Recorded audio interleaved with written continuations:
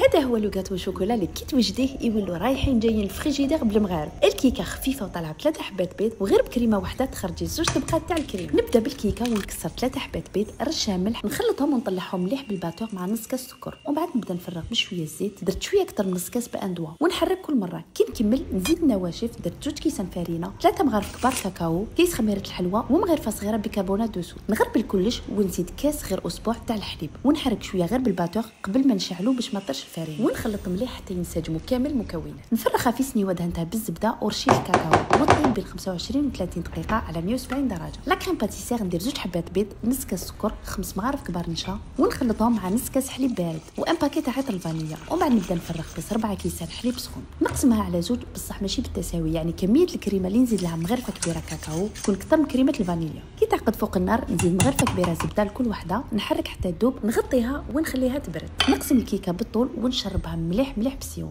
نحط لكم المقادير تاعو في التعليقات. بعد ما بردت لا كريم باتيسير نزيد لها لا باتا تارتيني ولا كريم دو نوازيت تاع المورجان، ندير 3 مغارف من كل وحده، راح تجي بزاف بنينه وحتى القوام تاعها راح يكون خير. نحط الطبقه الاولى تاع الكريمه ومن بعد نزيد الثانيه، ومن الفوق نحط النص الثاني تاع الكيك ونغطيه من الفوق بكميه قليله تاع لا كريم باتيسير وشوكولا. كنت خليت منها شويه، وعلى هذه اللي الكميه تاع لا كريم باتيسير وشوكولا درت اكثر من الاخرى باش نقدر نغلفو من الفوق، وهنا ربيت شويه شوكولا. الوصفه بزاف سهله، جربوها راح تعجبكم.